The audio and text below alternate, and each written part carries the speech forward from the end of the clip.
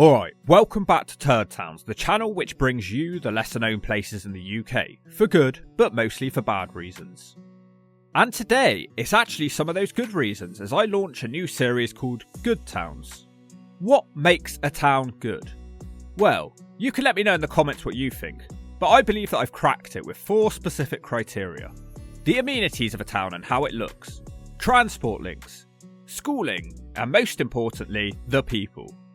Because the people are the most important factor in whether or not a town is a turd town or not. So I set about trying to find 8 good towns, and then I made my challenge even more difficult by setting myself a maximum average guide price of £350,000. I can remember just how insanely hard it was getting my first place and having to move away from my hometown, which was completely unaffordable. Yet I didn't want to go too far and completely isolate myself from my family and friends. And I also didn't want all my hard work to be for nothing by ending up in a crime-ridden turd town. So what are the best affordable towns in Somerset UK? Join me as I lay them on you. And I'd like to hit 100k subscribers at some point this year, but my videos don't usually tend to do so well if I have a positive vibe to them. And that really shouldn't be the case. We need more positive vibes in this struggling world, but you can change that. So don't forget to comment, hit like, share and subscribe to help turd towns thrive. Castle Cary, 11 stars.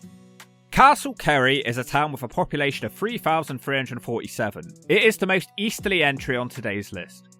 This year, Castle Cary was voted the best place to live in the UK by Muddy Stilettos, whatever that is.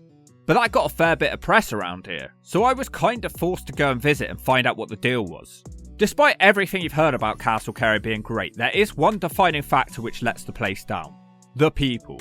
And it's not for the usual reasons. These aren't the sort of people throwing rubbish in the streets, letting their dogs dump all over the pavements or hurling threats of violence at you as you pass.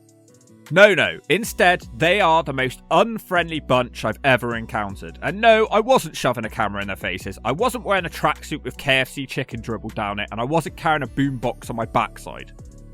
I always try to make casual conversation, and I got probably the worst reactions I've ever had. Even the local Bible bashing Burks wanted nothing to do with me. You know how when you're in a nice place and you say good morning to every single elderly person that passes you by to convince them that you're not a hooligan? And I know I'm not the only one who does that, by the way. But not a single person said good morning back to me. Some scowled, some sneered, and others glared back at me through steely blue eyes. I can only think this is down to the influx of Londoners, as I've never encountered this level of cold shoulder anywhere else in Somerset, which is usually a really friendly county. I'm sure there's community activities in abundance here, but if you're not part of the Escape to the Country Club, you probably won't be welcome. Every time I come here, it's a miserable experience, and so for that reason, Castle Cary scores just 1 star. It's going to perform better though in terms of transport. Despite Castle Cary's relative isolation, this place has a very busy train station with connections to 2 different London stations and trains to Yeovil, Bath and Bristol. You can actually make it to London in just 90 minutes, which is perhaps why so many of them have moved down here. It doesn't perform anywhere near as well for the buses, with the only real service taking you to Yeovil or Shepton Mallet, and why any of you would want to go to those places is beyond me. But if you're doing this by car, the closest city is Bath, a 55-minute journey away. So it's a bit of a mixed bag really, and therefore Castle Cary gets 3 stars. Another area that Castle Cary performs well in is the aesthetic of the place. Castle Cary is definitely the nicest place on this list. You can see why tourists come here. The high street had full occupancy, the buildings are gorgeous to look at, and this is probably how Americans expect the UK to look. There isn't as much to do outside of Castle Cary as other places on this list, and you will need to embrace a full country lifestyle if you're going to live here. But it certainly feels posh. I was surprised it could still qualify for this list as it feels more exclusive than the other towns. 4 stars. The secondary school here is Ansford Academy, which is the worst school on this video according to Ofsted, and it requires improvement, with only 32% getting 5 GCSEs and the general behaviour is poor. Well, Castle Cary certainly doesn't feel so posh now, does it? There are 2 better schools in the next town of Bruton. 1 star though. Castle Cary does feel posh, but the house prices tell a slightly different story. It's still expensive in terms of this list, but overall for Somerset it's not too bad, at an average price of £339,000.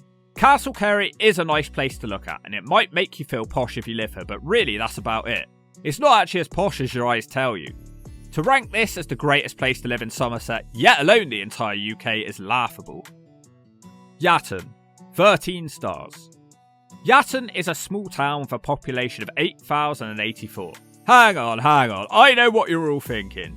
Didn't Yatton make the Somerset Turdtowns list from 2022? Well, yes it did. Good memory, by the way. So let me explain. Yatton is far from the greatest place in the county, but at the same time, if we're talking North Somerset, you're going to be very fortunate to afford a place in any of the other towns up here. Yatton is the cheapest available, and whilst I have my issues with the place, I'm comfortable enough calling it good as it has the credentials to finish high on this list. So let's start by talking about the house prices, and straight away I'm breaking my own rule, but it is literally impossible to find a good town which counts in North Somerset. This whole area on the screen right now is just a no-go. And the prices in Yatton are still pretty bad. 364,000 to live in a place with a slightly rough reputation, planes roaring overhead day and night every 20 minutes, and a place which must have had a personality bypass. But honestly, North Somerset is so expensive with it being near to the city of Bristol. I guess everybody's escaping the city and flying to the surrounding countryside. So Yatton is the best I can do for North Somerset, anywhere else is just unrealistic. But really, whilst we're going to give the price 1 star, it's looking pretty good for Yatton in the other departments. The crime rate is only 46 in 1,000, and it's the 3rd safest small town in Somerset. Maybe it's not rough after all, it certainly had a reputation back in the day though. There are 1 or 2 rougher parts, as is the same with most places, but you don't really notice dodgy characters hanging around spitting a never-ending puddle on the floor. Yatton gets 3 stars. The transport options is where Yatton really shines. It has a station which did used to be far grander and important, but for now it has trains to Bristol Temple Meads every 20 minutes, and it's not a long journey. A huge win for Yatton in a county which performs horribly in this metric. The M5 motorway is nearby without Yatton actually being on the motorway. You'll be able to drive to that motorway in about 5 minutes, but you won't notice it if you live here. The international airport, Bristol Airport, is just up the hill, about a 15-minute drive away. Whilst that isn't so convenient for some people, other travellers will be thrilled. The only downside is no direct buses to Bristol, but it's easy enough to work around as there's a direct route just 5 minutes walk away from Yatton. So as far as transport goes, Yatton does perform the strongest on this list and it rightfully gets 5 stars. Unfortunately, Yatton does not have a secondary school, which is a major blow. Students will most likely travel to Backwell or Clevedon. Both comprehensive schools are 20 minutes away and both have good reports from Ofsted. Backwell must be slipping actually, it used to be where all the posh kids went. So, whilst Yatton does have options, neither of them are in the town, so I have no choice but to give it 2 stars. In terms of shopping, you've got the co-op and small precinct of shops, but there's nothing that great here. Decent enough if you've forgotten something and need to nip out, but you won't be doing much serious shopping here. There's a couple of half-decent takeaways and that's your fill really. It's not an ugly town centre, it's just a pointless one, it's very bland. Yatton does have a gym at least, and also the hugely popular Cadbury Garden Centre is close by. So if you move here, you can look forward to boring Sundays being dragged around by the scruff of your neck by the missus as you stare at the same cushion you've looked at every month for the past year and you still can't afford it. Whilst it doesn't look nice, it does have the Strawberry Line. This used to be the railway that started at Yatton and went all the way through Somerset down to the city of Wells, but it's now a cycle track. Get here on a quiet day, you'll have fun. Get here on a busy day, you'll hate it. But it's a pretty decent thing for Yatton to have, and tourists actually do come to use it. So in terms of facilities and activities, whilst Yatton is bland, it no longer offends me. Yatton is just okay, and it gets 2 stars. It's possibly worth the extra money to live here because it doesn't feel like you're in the middle of nowhere pretty much like everywhere else on this list, and if you can look past Yatton's shortcomings, you'll be fine in this dull, pointless town. Crewkerne, 14 stars. Crewkerne is a small town with a population of 7,327. The most striking thing about this town is the way it looks. It's very nice and unique. It's actually a medieval town, which explains a lot. But I guess seeing Castle Cary first has made this feel less unique. I still love it though. It's a great looking place, but it's starting to become a bit shabby and unloved. There are 2 supermarkets here, a Waitrose and a Lidl, which accommodates both the rich and the poor. It also has officially the best nail salon in the country, so that might help you sway your missus to move here. Despite the size of the place, it has its own swimming pool too. But if you need anything specific, you're going to most likely need to leave Crewkerne and go to Yeovil. The town does benefit from being close to Dorset, and you can make it to Lyme Regis Beach in half an hour, which is possibly the quickest thing anybody from Crewkerne has ever done, other than downing a pint of cider. Apparently, the town is so boring that in the winter the gritters come out for the roads, the lorries flash their orange lights and treat this as a chance to do a rave. Shows how boring it must be here. Is it the greatest place? No, it's pretty boring, but it has more potential than nearby towns. It's like Chard if Chard had character and without all the criminals. 3 stars. Crewkerne performs best in the housing sector. It is the cheapest place on today's list with an average house price of $249,000. You can buy some extremely attractive properties for less than 300 grand. Usually a low price like this reflects on the town, but it is not a crime-ridden hellhole, it's just a bit isolated and boring. The low price is going to be needed to persuade you to live here because there's just nowhere of note anywhere around here. There are very few places so cheap and yet perfectly acceptable. There is one public and one private school nearby, both seem to be somewhat decent. I then had to take a moment of reflection after researching this video. It's kind of mad that this place has its own train station when so many places in the county don't. Crewkerne offers an hourly service to Exeter which takes 50 minutes, or London Waterloo which takes 2.5 hours. You can also get to Yeovil, don't bother. There's a 2.5 hourly bus service to Yeovil and Chard, and this thing is appalling. The earliest you can get a bus to Yeovil in the morning is 10 AM. What brain surgeon came up with that one? There's one bus in the evening. Stick to the trains. The roads around here flood a lot. It's a 40-minute drive to the motorway. Again, stick to the trains. This place would be screwed without its train line. The people of Crewkerne are a bit of an eclectic mix. On one hand, you have the normal working people, but on the other hand, Crewkerne is home to a fox hunting club, which was given the go-ahead in December for toffs to wear ridiculous clothes, look down on people from their fat animals which they ride, but they didn't just bring their wives along, but also their horses, and go around shooting at animals. Fox hunting is illegal, and Crewkerne Town Council came under some serious scrutiny this year, allowing the hunt to still go ahead. It's difficult, isn't it? Something that's been happening for hundreds of years is suddenly deemed illegal by people who've probably never set foot in the country. Well, I have, and having witnessed a few fox hunts in my time, I have to say that they're the biggest collection of upper-class morons I've ever laid my eyes on. Imagine if people from council estates rode around on their mopeds once a month shooting at pigeons. I bet they wouldn't get the same sort of leniency. Just because something is traditional doesn't mean it shouldn't change, and aside from the obvious animal abuse, I bet fox hunting isn't inclusive of people from poorer backgrounds, and so for that reason, screw those people. And why aren't they being punished for breaking the law, by the way? Fox hunting aside, the people here are fine, if a little reserved. I'm going to give it a finish on the lower end overall though, just due to the impracticality of living in a place like this. It's okay, but it would be a massive lifestyle change for some people, and I can't imagine any young people actually watching this video and wanting to move here. But it might suit those longer in the tooth.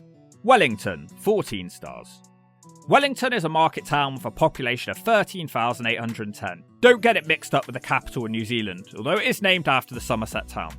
Wellington, Somerset is named for the Duke of Wellington, and it has a famous landmark of a giant 165-foot tall tower on the hills above the town to mark the success of the Battle of Waterloo. Whilst Wellington isn't exactly the greatest town in the world, it does benefit from some stuff which helps it qualify for this list. Situated just a few miles southwest of Taunton, this town benefits from being the most westerly town on this list, as you can commute to the city of Exeter, which makes a change because for most parts of Somerset you're thinking about Bristol or Bath. It's not the sort of place anyone would ever want to visit unless they lived here, and I can honestly say, I'd never been here before. It has its own junction on the M5 motorway, the positives end there. The main drag gets incredibly congested, even in off-peak times, and it can take far longer than you would expect to make the short distance through the town. The main railway line passes by the town without stopping. It was announced that this new station would be opening in June this year, but they just keep kicking that can down the road, and there doesn't seem to be any urgency to get this done. They said it was cancelled, then they said, well, not necessarily. If they can get it over the line, it's going to be a handy little gem for this commuter town. Buses seem to be good, and there's some places to charge your car here, so overall a decent place for transport, which could be even better, 3 stars. The town feels like perhaps it used to be far more important. The buildings look historic, but at the same time a little bit tatty and shabby. On the plus side, it has its own cinema, which looks like it's based in a bomb shelter. The main shop in the town is Waitrose, so there must be some money about, but it doesn't really feel like a great place to spend your time in happy surroundings. Instead, you'll be coughing and wheezing at all the pollution. It just needs a bit of love, and it would be perfectly adequate. The town's home to 2 secondary schools, one public and one private. Both schools have good Ofsted reports, although if I was paying the extra whack to go private, I'd expect to be outstanding. Nonetheless, these are good options for a town its size. The town has relatively cheap housing, some of it nice, others not so nice. It's another place where lots of cardboard copy and paste new builds have been stacked up on a floodplain. But with the ability to commute and average house prices of $276,000, it's not so bad. The town does suffer a bit from overspill from the less desirables of Taunton, and I saw a couple of these individuals hanging around. Whilst you won't feel unsafe here or anything like that, the crime rate is 97 in 1,000, which is a fair bit more than many Somerset towns its size, yet at the same time there are several worse places. Wellington should probably be better. Overall though, Wellington is truly an average place, nothing remarkable but nothing too offensive. Cheddar, 14.5 stars. Cheddar is a large village with a population of 5,839. Despite being a village, it's the most famous place you'll find on this list. Famous for cheese caves and the gorge, it's not actually just a tourist trap, you can actually live here. It's a place that feels like a town even though it isn't one. Cheddar is growing at a rapid pace, and it's a shame that they've decided to build on any field they can find, but at the same time that gives you all hope that you could move here. The price has risen a lot lately and it continues to climb. It is now sitting at 352,000, but I have seen the odd place in the 250,000 range. It's perhaps due to that massive expansion which is pushing house prices up. As it is the most expensive place today outside of North Somerset, I have no choice but to give it 1 star. The people of Cheddar are an interesting bunch. If you're from the city, you'll notice that fashion trends are a decade behind here. Although, I'm not sure that Wellington boots and overalls covered in pig guts was ever an in look. It's not really the people of Cheddar which are the issue, it's the visitors. Cheddar Gorge is a beautiful spot, I'm sure you've all seen it. You're enjoying the peaceful tranquility and taking in the scenery as you feel like you step back into the prehistoric times, when out of nowhere, a Vauxhall Corsa comes drifting around the corner. It's filled with fat, spotty morons who haven't figured out what antiperspirant is yet. The police know about the drifters, yet they rarely do a thing to stop them. Yet at the same time, I'm sure at one time or another I was one of those fat, spotty morons, so my hypocrisy ends here. They're still annoying though. They aren't Cheddar people anyway. Most Cheddar people are pretty normal and friendly, and the community feels more balanced with old and young people here. It's a solid 4 stars if you ignore the tourists. We love living in Cheddar. We've been here about 4.5 years now. Moved out from Bristol, I think just after the lockdowns. Just got completely pissed off with, the traffic there, the way people went back to being the way they were after the pandemic. Moved to Cheddar, loved the area. Don't get any issue with locals hanging around in big groups like you do in Bristol. The congestion out here is half of what it was in Bristol. The only thing I think we struggle with a little bit is, trying to find friends and things like that. It's quite cliquey. I think is a negative side of Cheddar, that if you've been here a long period of time, the mums and things like that have been to the school and they've got those relationships and they are quite cliquey in those groups, and the same with the dads. But, it kind of works for us because we still have friends back in Bristol and all across the sort of southwest, so we're not too worried about that, but it has more positives than negatives living out here. The village is kind of split into 2 parts. You've got the touristy part and the normal village part. If you live here, you'll rarely go into the touristy part. Cheddar Village itself is not as pretty as the other places on this list, but at the same time it has the cool aesthetic of being at the foot of the Mendip Hills. Someone recently described it to me as being like Skyfall. It obviously has the gorge, which is great for hikers or even casual walkers. It also has the reservoir walk, which can be nice on a hot day, but beware of the midges in the evening. Possibly more annoying than the boy racers. There are 2 small supermarkets, a gym, and plenty of places to eat in the touristy part. It's a pretty well stocked village overall. So for the amenities and village itself, we give it 5 stars. In terms of transport, it's terrible. Certainly on the lower end of this list. My first complaint is the roads on a Sunday. My god, don't try to drive through the village on a Sunday. Cheddar has what is claimed to be the biggest car boot sale in the southwest. I used to love this place as a kid, but now it's been taken over by the traders and the dodgy Daves selling stolen gear they nicked off a lorry. You'll spend more time sat in traffic than you will spend actually browsing the boot sale. It once took me 2 hours to make it out the car park on a hot day. The footage you're seeing is not from the summer, so it won't really demonstrate my point. There's no train station as usual for this region of the county, although you can cycle the old track bed all the way up to Yatton. Not exactly a glamorous finishing point, but it's something to do. Cheddar is nearer than you might think to Weston-super-Mare, and on a good day you can drive it in 20 minutes. Despite that, for several years Cheddar didn't even have a bus connection to Weston. It did recently return, but it's still fairly useless if you're looking to commute for work, with literally only 1 bus being available to get you to work in the morning. And don't hold your breath for the return trip, it's at a completely inconvenient time. No bus to Bristol at all, by the way, so that's a write-off. Not a single electric car charger in the village. Roads are often closed without warning, trapping you in place. Need I go on? This place is terrible if you want to try and embrace a greener way of life. You'll end up being forced to join the boy racers drifting around the Cheddar Gorge.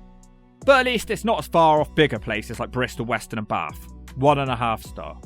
On the plus side, even though it's a village, Cheddar has its own secondary school, although it only has a good rating from Ofsted.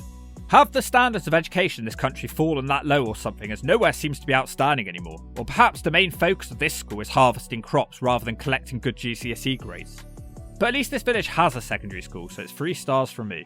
I like Cheddar a lot, it's just not the most practical place to live, and whilst it has got some amenities for a place its size, other places have it beat. I had much more to say about Cheddar, but unfortunately, I can bear it. Burnham-on-Sea, 15 stars. Burnham-on-Sea is a seaside town, who would have guessed, with a population of 16,315.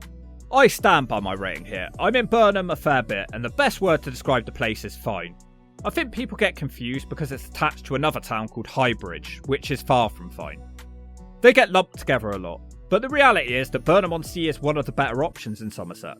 Let's start with the High Street. It's not the greatest place, but at the same time it's not a horrible place to spend time. Not badly boarded up and not ugly. You have to remind yourself that Burnham is not a massive place, so it's not going to have loads of places to shop. Also on the High Street you'll find lots of places to eat. That's part of the reason I'm here a lot. I'm still yet to find a decent chippy in the town though. Somerset is very poor for restaurants overall, but you're almost spoilt for choice here. Surprisingly, there's a cinema here too, which is a nice little extra for the community.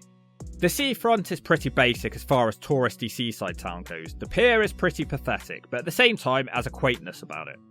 The beach is similar to Weston-super-Mare. It's basically 50% sand, 50% mud, and brown, filthy River Severn.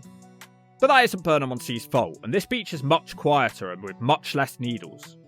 In the summer it gets busy with the Brummies, and even more so up the coast at the village of Breen. But at least it means there's something for the kids to do. So in terms of shops, facilities and the feel of the place, I would give it 2 stars. Maybe 3 on a sunny day, but they don't come along often when you're from Burnham. The houses are pretty nice here, lots of big old Georgian houses, some newer estates around the outskirts. There isn't really an estate of a bad reputation, not to the point where it's known all over Somerset like the Bourne Villas in Weston or Sydenham in Bridgewater. And the price for the housing is an average of $275,000, making it the 3rd cheapest on today's list, so the price holds up. You'll be surprised what you can afford here. I remember recently that someone made a video taking down Burnham-on-Sea. I ain't got anything against that guy personally, but I just didn't agree with the video at all. I spend a hell of a lot of time in Burnham and it's fine. It's not the greatest place in the world, but there's not many places that are anymore. It's fine, you can live here. It's better than Weston, it's better than Bridgewater. So I found the idea for someone to make a video taking down Burnham-on-Sea was a bit strange. Maybe people are desperate for content, I don't know. It's fine here. Transport is a big one for Burnham. If you're young, you're going to be off to work somewhere unless you're a cringy YouTuber like I am. So you will need transport. There's good news and there's bad news. Which one would you like first? Let's go with the bad news first. I always get the bad news done first. Burnham is one of the only 2 places on this list with a motorway connection. Unfortunately, this stretch of the motorway is notoriously terrible. Every Friday there's going to be a crash somewhere between Burnham and Clevedon, sometimes multiple times a week. It's really bizarre that nothing's ever been done about this. It's been this way since I was a kid. When the motorway isn't jammed, it is a very handy tool for Burnham to have, but more often than not, you'll be checking Waze before you leave for work. The good news is that there's actually a train station here. Well, it's in Highbridge, but you will be using it if you can afford it. There are also buses to Taunton, Bridgewater and Weston.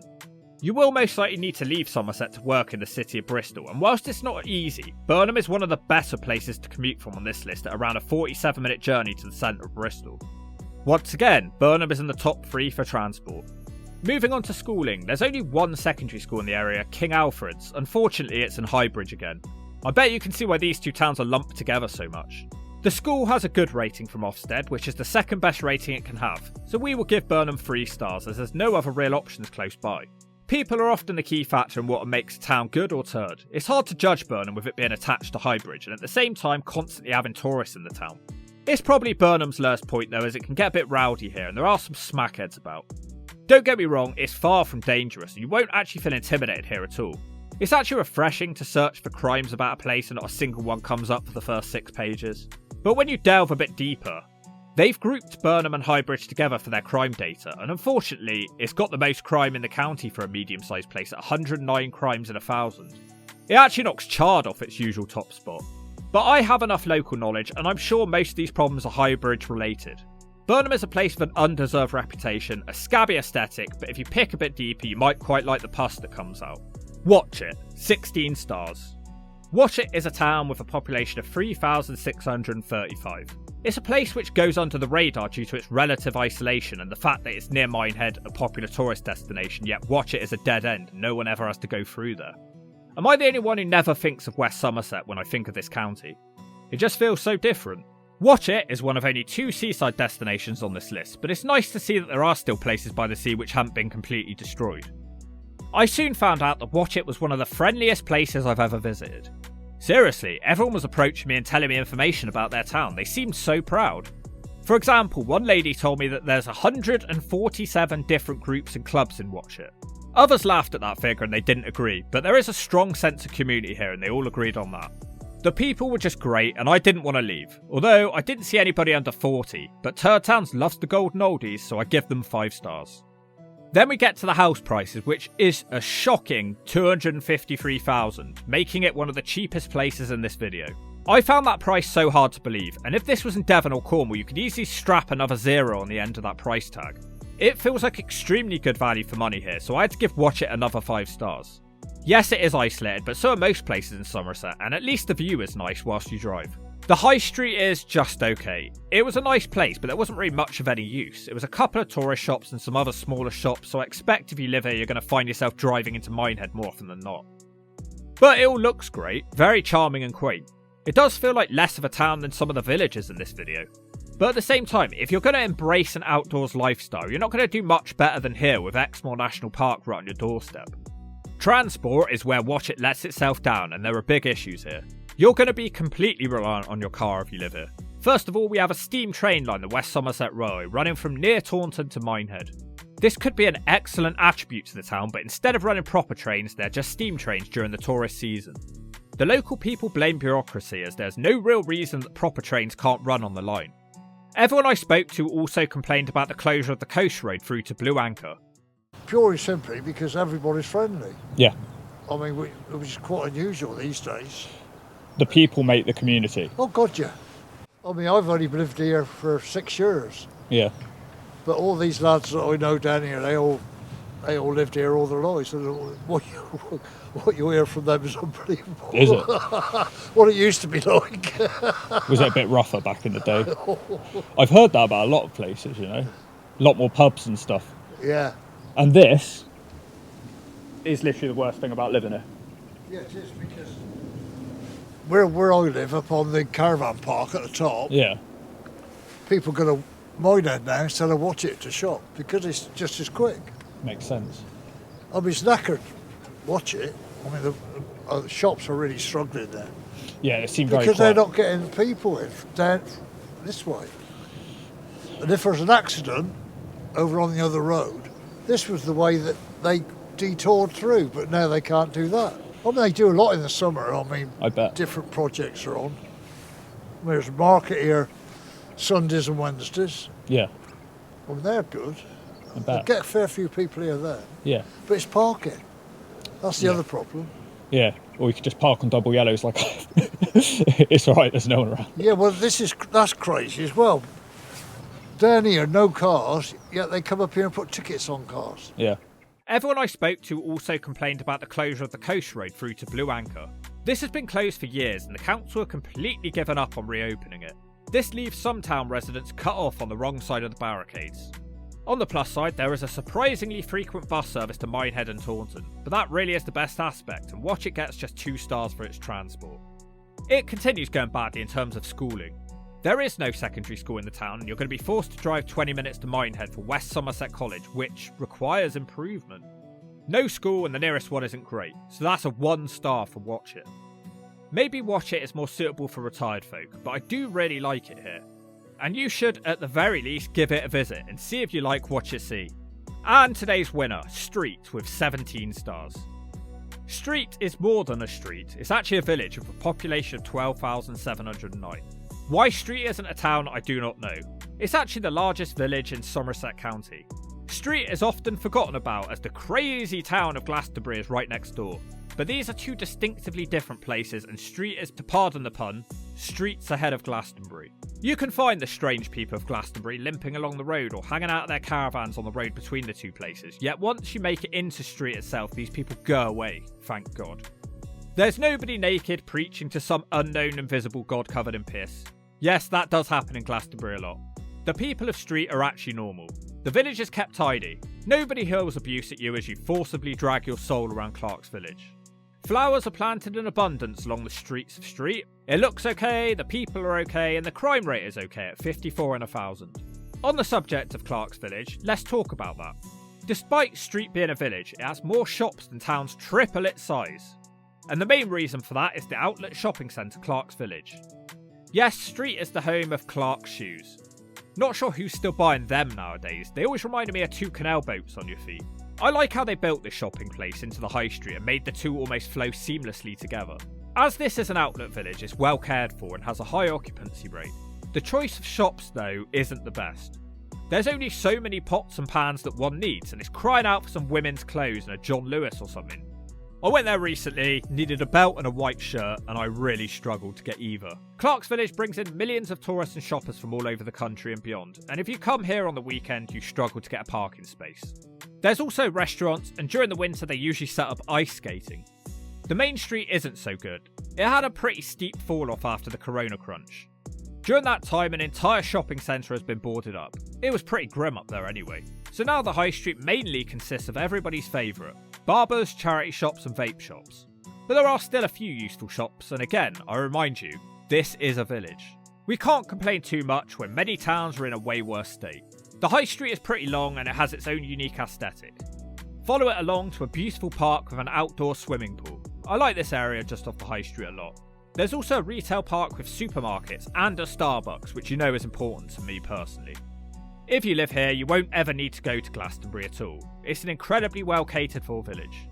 We believe that Street is so well served, you don't even really need a bigger town. In terms of education, it does a lot better than you would expect. Street has Crispin Academy with a good report from Ofsted, and Glastonbury has St Dunstan's School, also with a grading of good from Ofsted. But of course, Street is home to Millfield School, a pretty famous private school. So despite being in the middle of nowhere, you've got some options there. It gets 4 stars from me. On the subject of housing, it's one of the low points of Street. There aren't really many great places. Actually, the houses of Glastonbury look a bit grander on the whole. The average here is still only 280,000, but I can see this only going up and up more and more as more people scramble out of their city slums. Still, it's under 300,000, and not many places are in Somerset anymore, so I give Street 3 stars for affordability. Now on to the worst part of Street. Let's address the elephant in the room. This place is in the middle of nowhere. There is no motorway, and it can take as long as half an hour to reach the M5. No dual carriageway either, so coming here is not exactly a fun driving experience. No train station for miles. The nearest one is at Bridgewater, half an hour away if you're lucky. The Brain Trust closed the station here in the 60s. In fact, this whole county is woefully underserved. People in the northeast have no right to moan. I've been up there recently and it is far better in that respect. By my count, there are 19 official towns in Somerset, plus there's Street, which is basically a town anyway, and none of them have a station. This is why going green does not work. It might be okay for people who live in the city. It might be okay for people who don't know a Penzance from a penicillin. It also might be okay for people who have spent their lives picking their nose and eating it to boost their protein intake. But it's just impossible in the countryside. What are they supposed to do? Never leave their town for the rest of their lives? Because a lot of these places don't even have electric car charging points. Street does, but only because Clark's Village is here. So if you live in Street, you will need to get a job in retail and work here, or you're most likely screwed. There are buses to Bristol, but that could take around 2 hours, so it's probably best you don't bother. If you live in Street, you're going to need to embrace country life fully and realise that you're most likely never going to visit the big city ever again. And for that reason, Street's transport gets 2 stars, and it's only not a 1 star because somehow it wasn't as bad as Cheddar's. On the whole, if you can learn to appreciate the smell of cow manure, Street is excellent value for money. Street proves that looks aren't everything.